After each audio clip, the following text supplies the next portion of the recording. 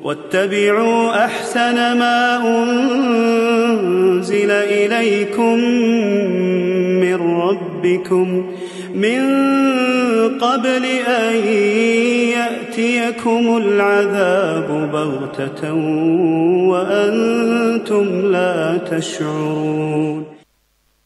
السلام عليكم ورحمة الله وبركاته.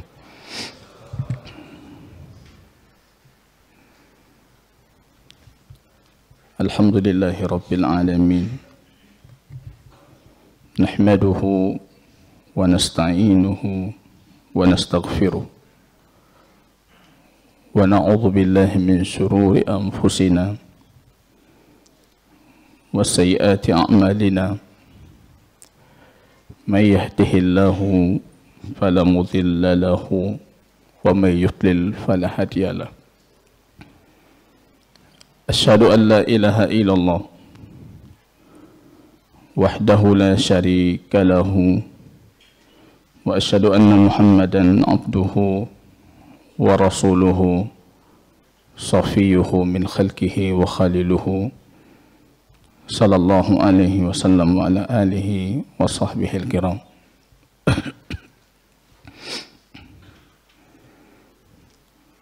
يقول ربنا جل شأنه في محكم تنزيله: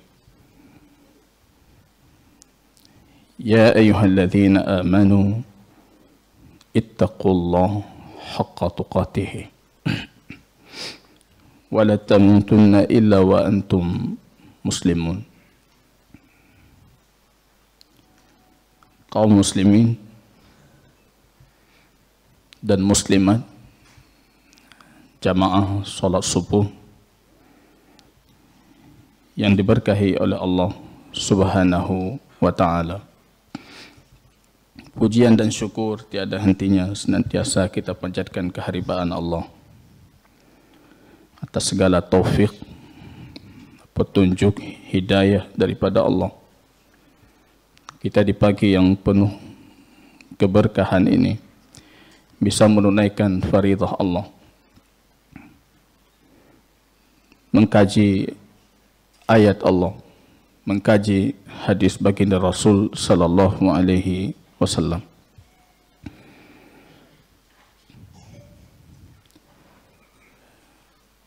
Kemudian kita doakan kepada Allah juga agar mencurahkan salawat dan salamnya kepada baginda Rasul Muhammad sallallahu alaihi wasallam. Kaum muslimin yang berbahagia, kita masih dengan kitab Syekh Hafidh Al-Hakami, kitab yang berjudul A'lam As-Sunnah Al-Mansyurah li Bayani I'tiqad Al-Firqatin Najiyati wa Ta'ifatil Mansurah, menjelaskan detail akidah golongan yang selamat, akidah golongan yang dibantu dan ditolong oleh Allah Subhanahu wa ta'ala. Saya masih teringat di penghujung kajian di minggu yang lalu, ketika kita berbicara, ada kelompok-kelompok yang punya masalah dengan akidah mereka. Muncul pertanyaan, mereka ahlus sunnah wal jamaah ataupun bukan? Kita sudah menjelaskan ahlus sunnah dalam dua definisi, dan ada di sana sebagaimana dinukilkan dari Imam Ibn Taimiyah, ahlus sunnah yang dikategorikan sebagai ahlus sunnah yang kurang dalam kesunnahannya. Maka ini dibalik alasan kenapa Syekh Hafidh Al-Hakami menamakan kitab ini kitab A'lam As-Sunnah Al-Mansyurah, untuk menjelaskan akidah At-Ta'ifah Al-Mansurah wal Firqah An-Najiyah, golongan yang selamat, karena ini lebih merucut dibandingkan Ahlus Sunnah itu sendiri. Golongan yang selamat itu bagian dari Ahlus Sunnah, tapi bukan Ahlus Sunnah itu semua mereka itu golongan yang selamat, yaitu At-Taifah Al-Mansurah, Al-Firqah An-Najiyah. Itu orang-orang tertentu, bagian tertentu dari Ahlus Sunnah, dan berupaya meniti jalan di atas sunnah itu secara totalitas. Ini jamaah kaum muslimin rahimani wa rahimakumullah. Kalau mendengar bacaan imam tadi, kita terbawa aura kekusyukannya. Bercerita tentang 3 golongan itu. Al-mu'min, al-munafik, dan kafir. Saya merinding tadi baca itu ketika imam membacakan muqaddimah dari Quran surat Al-Baqarah itu. Kriteria iman dijelaskan detail di sana. Pembahasan tauhid kita menjadikan itu awal perintah di sana. Perintah pertama ketika Anda membuka Al-Quran yang dibacakan oleh imam tadi. Perintah untuk mempelajari ini. Ini jamaah kaum muslimin rahimani wa rahimakumullah. Pentingnya ilmu selalu kita perhatikan. Apa kaitan ilmu dengan kebutuhan kita? Ilmu ini bercerita tentang alasan kita diciptakan. Bercerita tentang kenapa kitab itu diturunkan, kenapa para nabi itu diutus. Itu semuanya hanya untuk menegakkan satu kalimat tauhid. Ini jamaah kaum muslimin rahimani wa rahimakumullah. Pada pertemuan yang lalu kita masih berbicara tentang, selalu saya katakan ini lubbul i'tiqad, inti dari akidah, yang dikenal dalam pembahasan al-asma wal ahkam. Ayat yang dibacakan imam tadi itu pembahasan al-asma wal ahkam, nama atau julukan dan hukum-hukum. Ketika Anda menjuluki dia mukmin, Anda punya kewajiban untuk berinteraksi dengan dia itu sebagai seorang mukmin. Ketika Anda menjuluki, menamakan dia kafir, Anda juga punya kewajiban yang sama. Menurunkan dia sebagai seorang kafir. Itu pembahasan asma dan hukum. Maka pembahasan ini selalu saya katakan, ini pembahasan inti akidah. Dari dulu mereka sudah berselisih tentang apa itu iman. Siapa itu mukmin? Seperti apa iman itu? Barangkali saya yakin sekali, jamaah kita baru pertama kali mendengar ini. Ada orang yang mengatakan iman tidak naik, tidak turun. Ada yang mengatakan iman itu naik, tidak turun. Ada yang mengatakan iman itu cukup keyakinan saja. Ada yang mengatakan iman itu cukup ucapan saja. Saya rasa banyak di antara kita itu baru pertama kali mendengar hal demikian. Selebihnya kita masih punya i'tiqad yang salimah, akidah yang selamat di dalam fitrah kita. Iman itu tidak cukup dengan itu. Iman itu harus dibuktikan dengan perbuatan. Iman itu kita merasakan, naik turun dia, naik turun. Bahkan dalam detik tertentu, perubahan status keimanan. Lagi turun. Dan ini sangat kita rasakan. Maka Syekh Islam Ibn Taimiyah seringkali mempertanyakan, mereka yang mendiskusikan tentang iman naik turun itu, apa mereka punya pikiran? Apa mereka punya indera yang masih bekerja bagus itu? Sehingga tidak pernah menyadari kalau di diri kita itu, pada hati kita itu ada keimanan yang sedang naik, ada keimanan yang sedang turun. Dan itu kata baginda Rasul, sarihul iman. Itu iman yang nyata. Mereka datang kepada baginda Rasul dalam kondisi mengeluh. Mengadu, ya Rasulullah, kami kalau bersamamu seolah-olah surga neraka itu di depan kami. Ketika kami kembali ke anak istri kami, seolah-olah itu sudah di belakang kami, sudah selesai itu. Tertawa dengan anak istri, lupa surga nerakanya. Mereka mengerti itu. Fitrah dan indera mereka, his perasaan mereka itu masih bagus sehingga mereka memahami itu. Datang abad-abad kedua sudah mulai dipertanyakan, abad ketiga makin dipertanyakan. Abad keempat puncak perselisihan tentang ini. Orang sudah banyak yang kehilangan his itu, perasaan itu. Tidak sadar lagi kalau iman itu sedang naik, sedang turun. Ini jamaah kaum muslimin rahimani wa rahimakumullah. Pentingnya kita selalu berada dalam saf dan jamaah. Agar kondisi keimanan itu bisa kita pastikan dalam kondisi naik. Kawan kita mengingatkan, kalau Mu'adz ibn Jabal dulu bertemu dengan sahabat-sahabat, hayya bina nu'minu sa'ah. Mari duduk sebentar, kita beriman sejenak. Beriman sejenak itu maksudnya apa? Hayy kita tingkatkan keimanan kita. Berkumpul malam-malam, ya itu di antara asar banyak dari para sahabat, tradisi mereka. Kalau sudah lama tidak bertemu, sekali bertemu mereka ngerumpi bahasa kita, duduk bersama-sama, mereka salat bersama.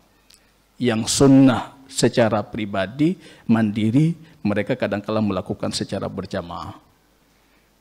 Hayya bina nu'minu sa'ah, mari kita beriman sejenak. Mari kita tingkatkan kualitas keimanan kita. Itu sangat didukung dengan faktor suhbah. Suhbatus salihin.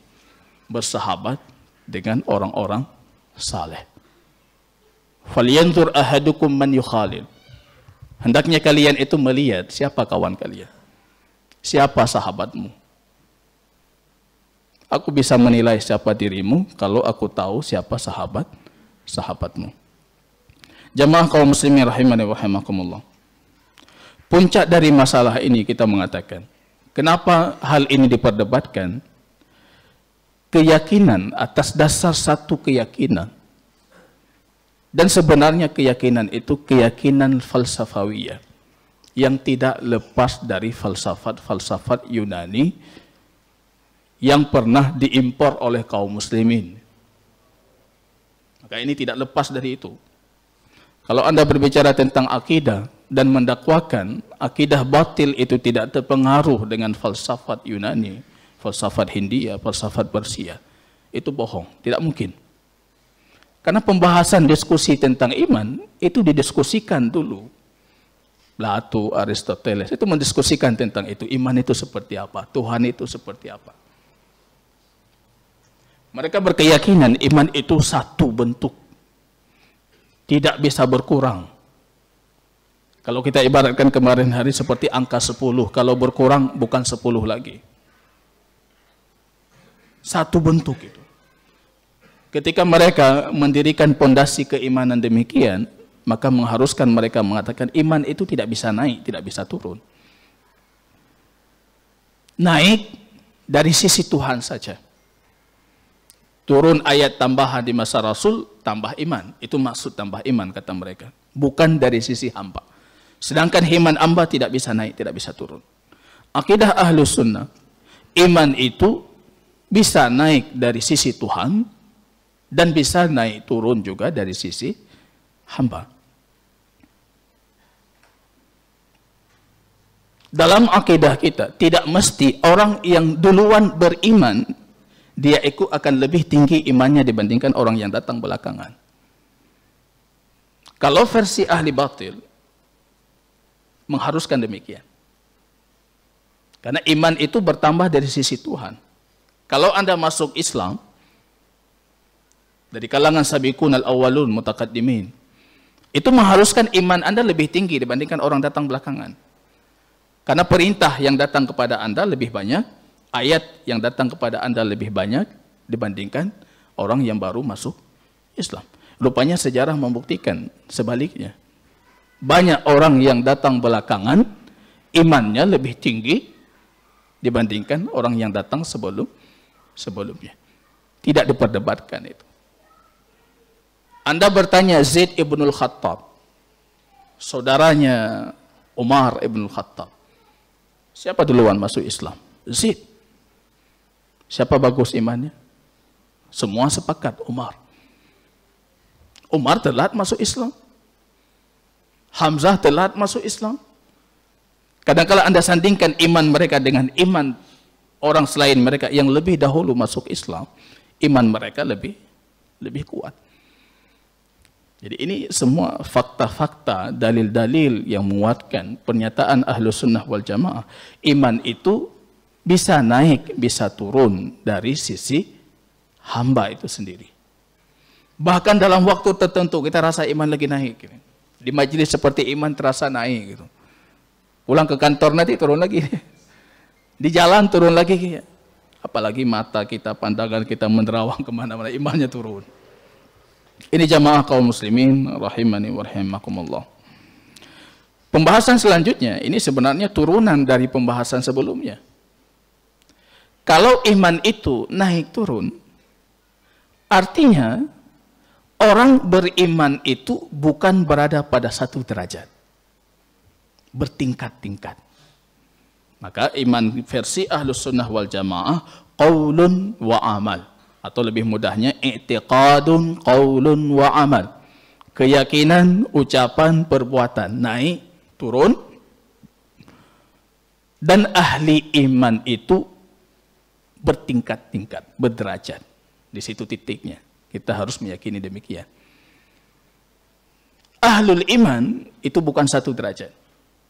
Khawarij, Mu'tazilah, Murji'ah, mayoritas Asy'ariyah, semua mereka sepakat ahlu iman itu satu derajat. Tidak ada bertingkat-tingkat. Amal bisa bertingkat, tapi iman tidak. Ini kembali lagi, kebanyakan mereka menafikan amal itu bagian daripada iman. Jadi mereka mengatakan ada orang yang amalnya banyak, tapi imannya tetap. Ada orang yang amalnya sedikit, ya imannya sama seperti orang yang punya amal banyak. Maka tidak jarang kalau membaca buku-buku yang orang, kitab-kitab yang akidahnya itu merujuk kepada akidah Murji'ah, mereka secara terang-terangan mengatakan, berani untuk mengatakan, iman saya sama seperti iman Jibril. Sama seperti iman Mikail. Berbeda dengan Abu Hanifah dan pengikut setia Abu Hanifah atau dikenal dengan Murji'atul Fuqaha, Murji'ah Fuqaha. Mereka ketika ditanyakan, wahai Imam Abu Hanifah, apakah iman kita seperti iman Jibril? Tidak, kata beliau. Tidak. Hasya, kata beliau. Mustahil iman kita seperti Jibril. Artinya, secara akidah sama seperti kita. Secara teori saja yang berbeda. Lafaz saja. Ini ikhtilaf bainana wa bainahum ikhtilafun lafzi. Perselisihan antara kita dengan mereka itu perselisihan secara lafaz saja. Penamaan saja, hakikatnya sama. Maka Murji'atul Fuqaha itu dalam pembahasan iman masih dinyatakan itu akidahnya Ahlus Sunnah wal Jamaah. Cuma mereka menamakan saja yang berbeda. Tapi Murji'ah yang lain berani mereka mengatakan, iman saya sama seperti Mikail. Sama seperti Jibril. Iman saya sama seperti Abu Bakar. Padahal apa kata Umar, kalau iman seluruh kalian itu, seluruh ahlil ard, diletakkan di satu timbangan, iman Abu Bakar di satu timbangan, berat iman Abu Bakar. Nggak berani kita. Imam Bukhari itu menukilkan dari Ibnu Abi Malikah secara jasm, secara apa namanya, pernyataannya itu pernyataan pasti dalam kitab Sahih Al-Bukhari. Adraktu 30 min ashabin Nabi. Ibnu Abi Malikah mengatakan, saya berjumpa 30 orang sahabat Nabi. Kulluhum yakhshawna 'ala nafsihin nifaq. Semuanya takut atas dirinya kemunafikan. Mempertanyakan dirinya, saya munafik tidak? Saya munafik tidak? Walaysa ahada minhum, tidak ada satupun dari mereka yang mengatakan iman mereka seperti Jibril dan Mikail. Itu Ibnu Abi Malikah berbicara tentang ini. Beliau itu tabi'in. berjumpa dengan 30 sahabat baginda Rasul. Pembahasan ini sudah dikupas di masa beliau. Iman kita seperti iman Jibril tidak. Seperti iman Mikail tidak. Ada orang di masa itu yang berani, maka beliau mengatakan 30 sahabat Nabi saya jumpai, mereka semua takut kalau diri mereka itu munafik. Mengatakan diri mereka mukmin saja mereka tidak berani. Anda berani mengatakan saya mukmin? Saya mukmin, insya Allah. Harus ada tambahan, insya Allah. Saya mukmin, insya Allah. Asbahna mu'minin ya Rasulullah. Kami pagi ini dalam kondisi mukmin. All muslimin atau muslim, kata Rasul. Coba ingat-ingat dulu, mukmin atau muslim? Oh, muslim dulu. Muslim. Mukmin, insya Allah. Lebih tepatnya, jangan katakan saya mukmin. Saya beriman. Kalau saya mukmin, itu punya dua pemaknaan. Saya mengakui keimanan saya. Pernyataan kedua, saya totalitas dalam keimanan saya.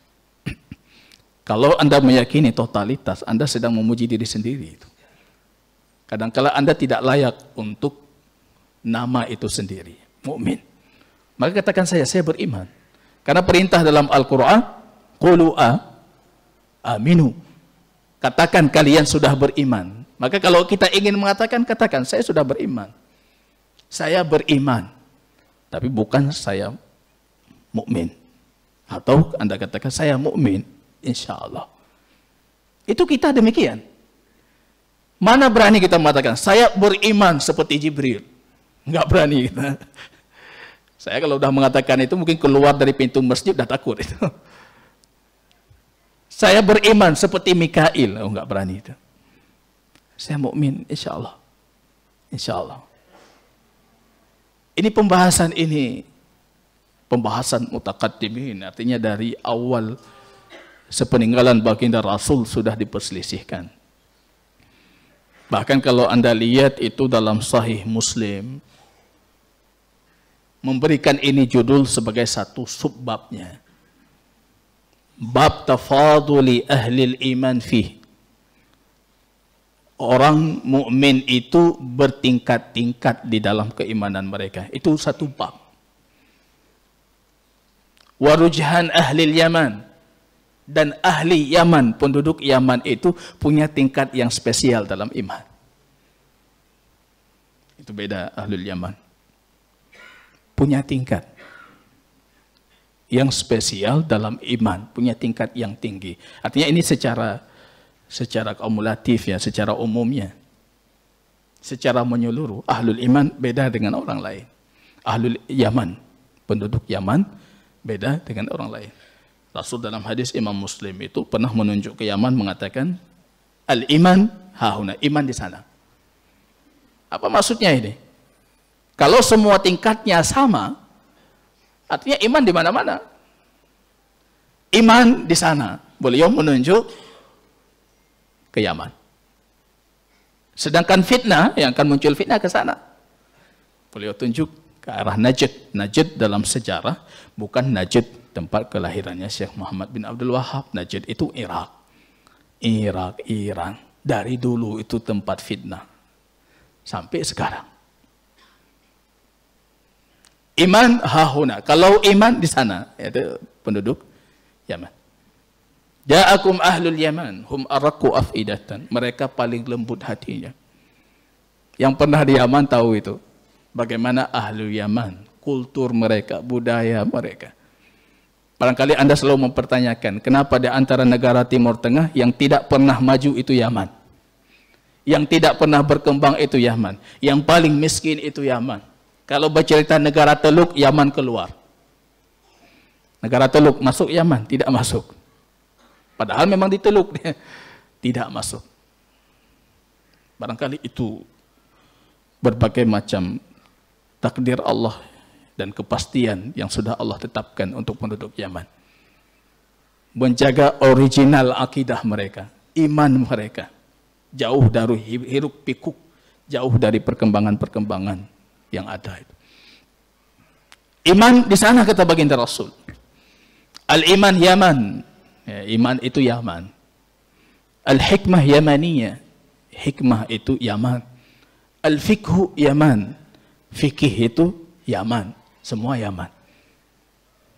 Labudda bil Yaman wa intala safar. Harus ke Yaman walaupun perjalanannya jauh. Itu motivasi penuntut ilmu zaman dulu. Itu ungkapan dari Imam Ahmad ibn Hanbal. Harus ke Yaman walaupun jauh. Ya, sekarang kita motivasinya anak saya harus ke Madinah, Ustaz ya.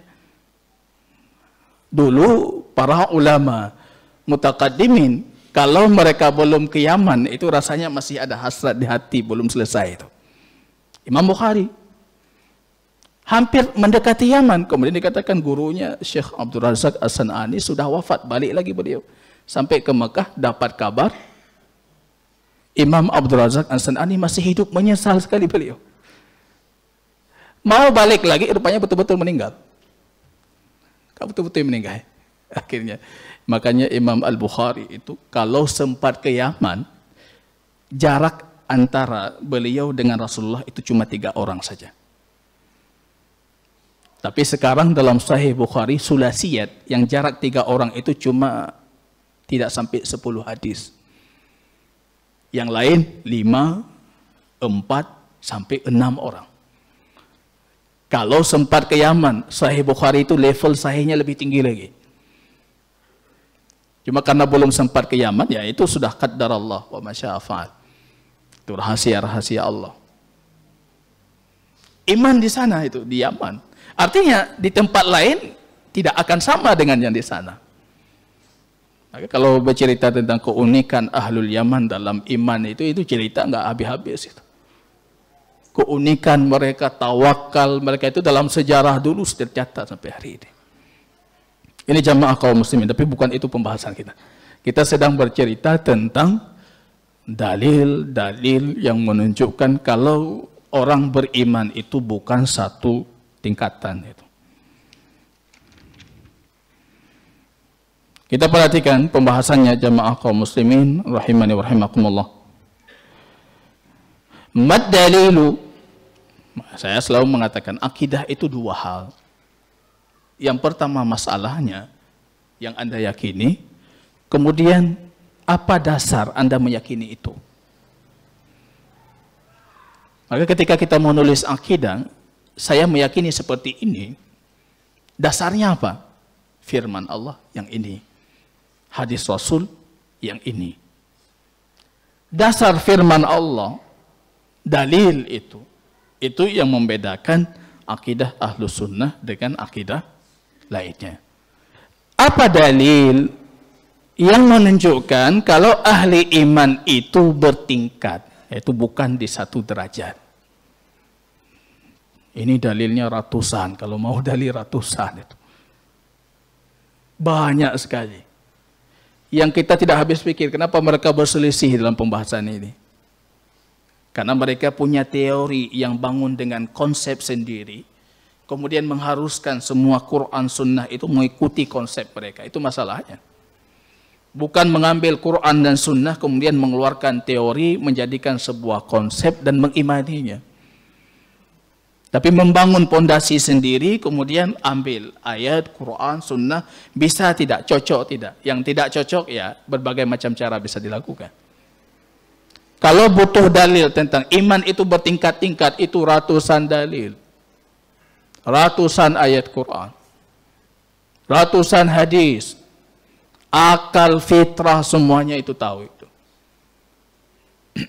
Suatu ketika baginda Rasul dalam mimpi beliau mengisahkan mimpinya kepada para sahabat. Urida alayyan nas, aku dinampakkan kepadaku manusia, orang-orang. Ada di antara mereka yang uryan, yang telanjang, maaf cakap. Ada di antara mereka yang tertutupi dengan pakaiannya, ada yang sebetis, ada yang sepaha, sepangkal paha, bahkan ada yang pakaiannya itu setentang dadanya.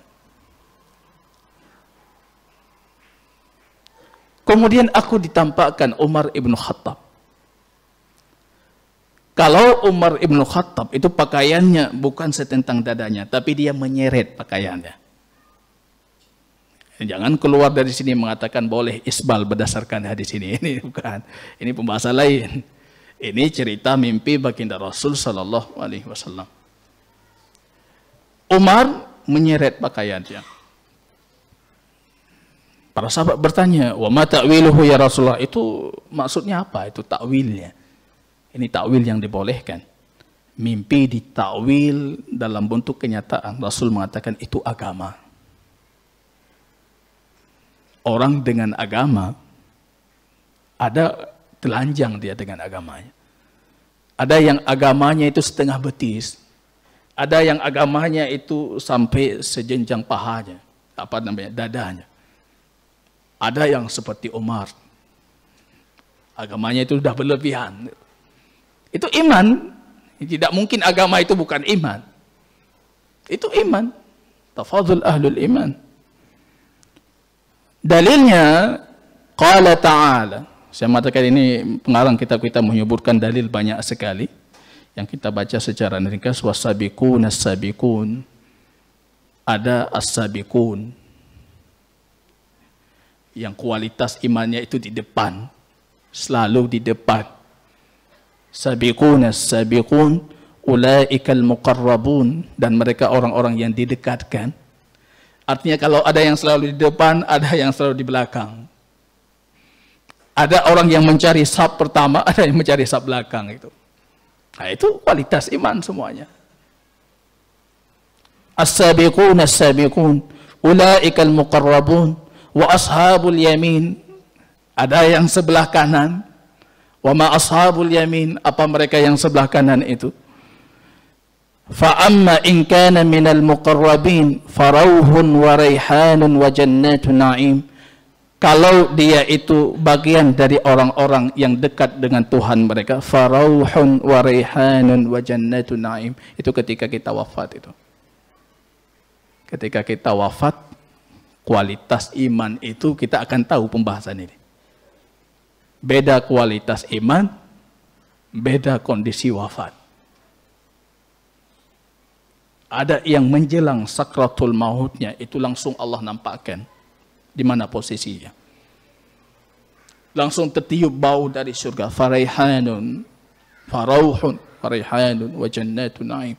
Allah nampakkan posisinya. Ada yang sebaliknya. Itu kualitas iman. Semuanya ada kualitasnya. Wa amma in kana min ashabil yamin, fasalamun laka min ashabil yamin. Kalau mereka dari golongan yang kanan, maka keselamatan untuk mereka bagi yang berada di golongan kanan. Yang berada di golongan kanan itu pun bertingkat-tingkat. Maka keselamatan untuk mereka itu keselamatan bertingkat-tingkat. Ada yang full keselamatan. Kalau dia sisi kanannya itu full. Ada yang keselamatannya kurang. Sisi kanannya kurang. Sama pada pertemuan yang lalu kita membacakan ayat alladzina amanu wa lam yalbasu imanahum bidzulmin ulaika lahumul amnu wa hum muhtadun. Orang beriman kalau tidak mencampur adukkan iman mereka dengan kezaliman, maka bagi mereka keamanan dan petunjuk. Aman dan petunjuk itu diberikan setara dengan iman yang dimiliki. Kalau tinggi, amannya tinggi, petunjuknya tinggi. Makin kurang, makin kurang. Fasalamun laka min ashabil yamin. Keselamatan di sini. Ada yang full. Keselamatan duniawi, ukhrawi. Karena dia keimanannya itu full. Ada yang keselamatan ukhrawinya itu keselamatannya tanggung. Masuk ke neraka dulu baru keluar. Itu akidah ahlu sunnah. Ada orang yang masuk neraka nanti dikeluarkan karena ada iman. Tapi iman itu bukan iman full. Jadi keselamatan yang dia dapatkan bukan keselamatan yang full, yang penuh. Jadi keselamatannya tanggung juga. Yang penting ada walaupun sebiji sawi dari keimanan. Pasti diberikan keselamatan. Cuma nanti lamanya. Ukuran lamanya di neraka, tidak lamanya. Itu yang tergantung dengan kualitas keimanan. Maka semua dalil-dalil yang menceritakan tentang azab neraka, nikmat syurga, itu semua menunjukkan kalau orang beriman itu bukan berada dalam satu kondisi. Kenapa syurga itu sampai 8 derajat? Neraka itu sampai 7 darakat. Kalau derajat itu naik ke atas, darakat turun ke bawah. Syurga itu sampai 8 tingkat. Ya, kualitas keimanan bertingkat-tingkat. Jadi pulang dari sini coba baca Quran surat Ar-Rahman. Ada 2 golongan penduduk syurga. Semuanya beda, makanannya beda, istananya beda. Itu kita pernah mengupas ini dalam satu daurah perjalanan panjang akhirat itu. Ada di YouTube. Kita pernah bercerita tentang bagaimana kenikmatan surga bertingkat-tingkat. Ada yang istananya zahiruha wa batinuha min zahabin, emas. Ada yang istananya perak.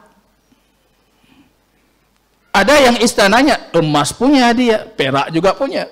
Allah ingin melengkapkan nikmatnya. Berbeda-beda. Istananya, tempat tinggalnya, makanannya, minumannya. Maaf cakap, sampai bidadari di surga itu pun levelnya bukan satu. Kalau dalam Quran surat Ar-Rahman, maksuratin fil khiyam wa qasiratun. Bahkan level bidadari itu ada yang qasirat. Dia menjaga pandangannya tertunduk. Ada bidadari yang kedua itu ditundukkan pandangannya. Artinya dibatasi dengan sekat-sekat tertentu, dia tidak bisa melihat kecuali apa yang bisa dia lihat. Kan beda levelnya itu. Ada yang kita paksa untuk menundukkan pandangan, ada dia dengan sendirinya memang pandangannya tertunduk. Level pertama, muqarrabin, ashabul yamin pertama, itu bidadari mereka tertunduk.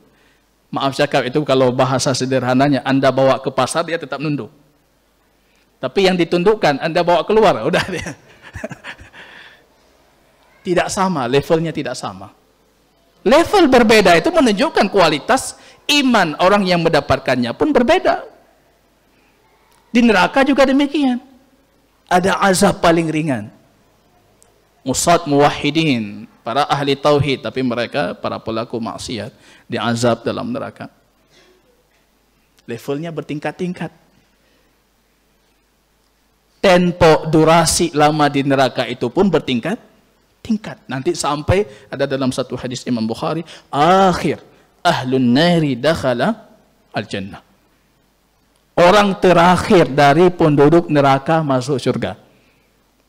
Jangan aminkan. Amin saya, jangan. Kita maunya dari mutaqaddimin, masuk surga di mutaqaddimin, awwalin.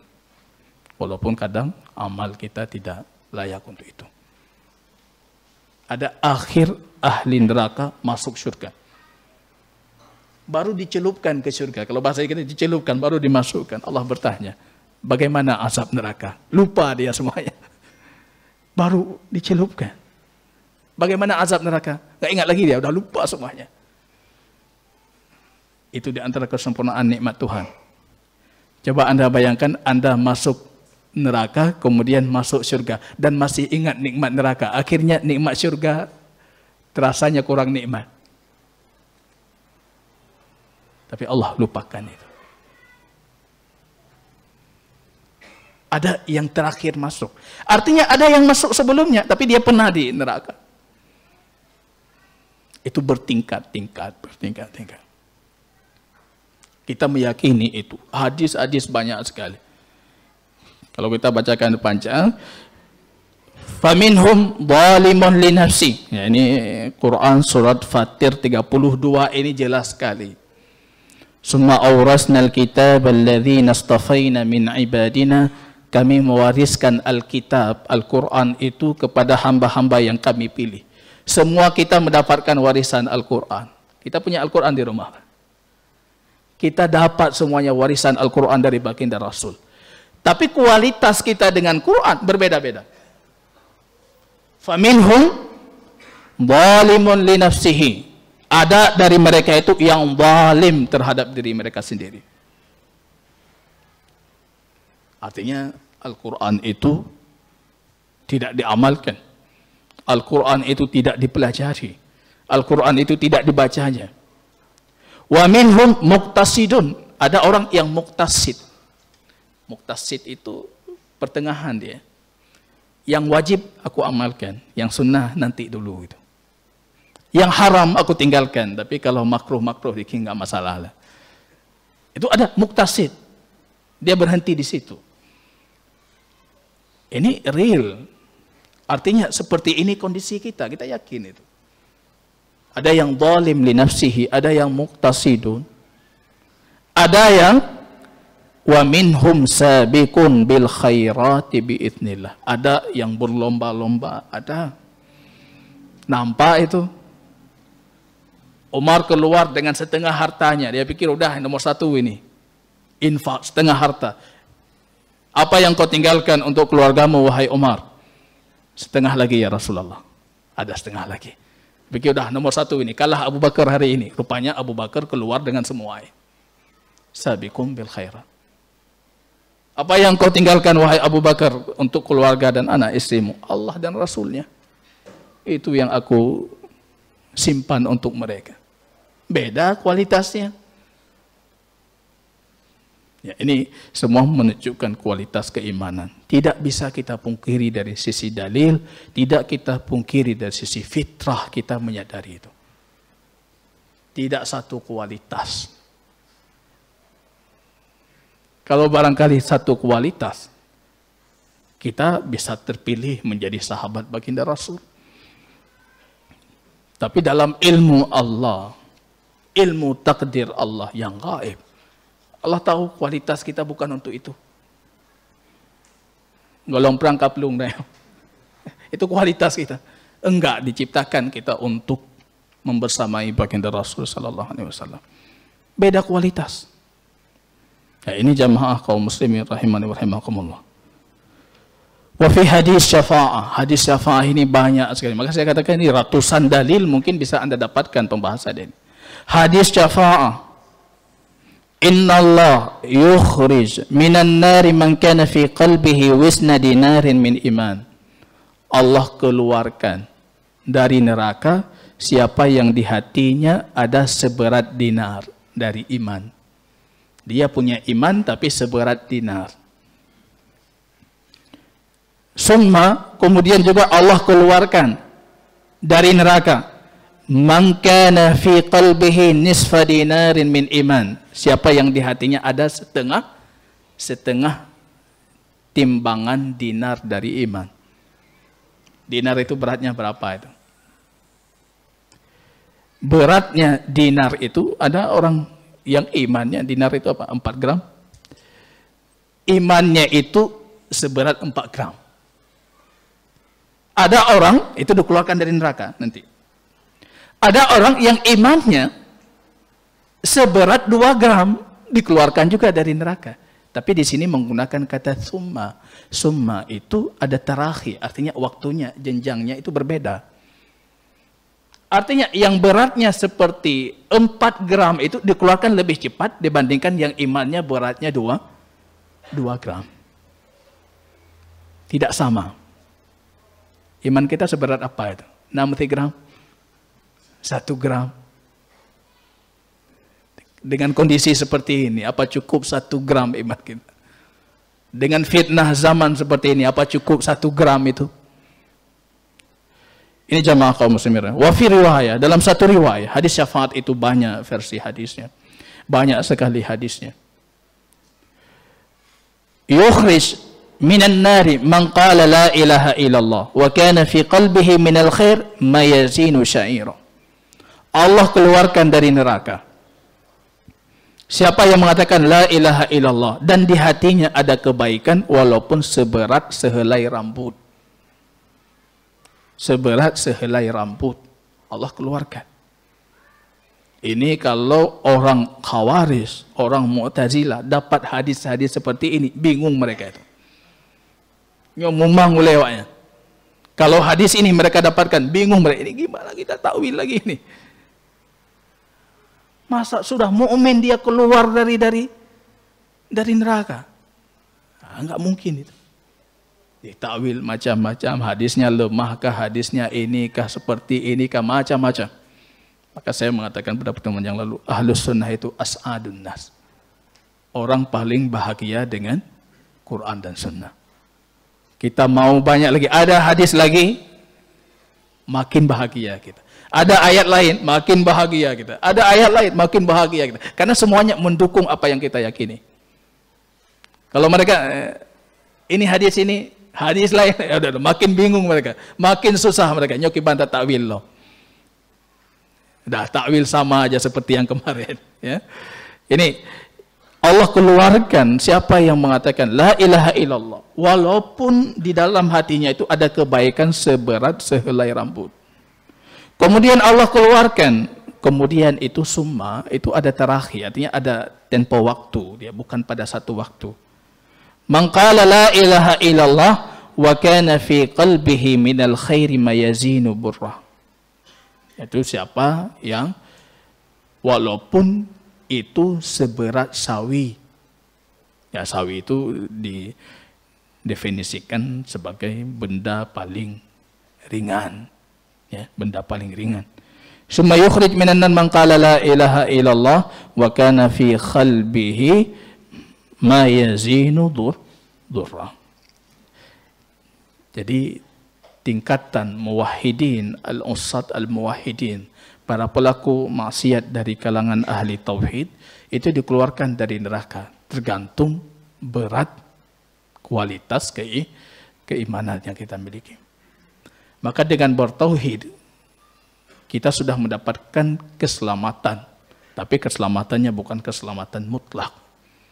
Kalau mau keselamatan mutlak, maka iman dan tauhidnya harus mutlak juga. Ini jamaah kaum muslimin rahimani wa rahimakumullah. Jadi ini menyelesaikan pembahasan kita tentang definisi iman. Ya, saya ulangi lagi, iman itu qaulun wa amal. Dan qaul itu bisa jadi qaulul qalb, i'tiqad. I'tiqad qaulun wa amal. Yazid wa yankus.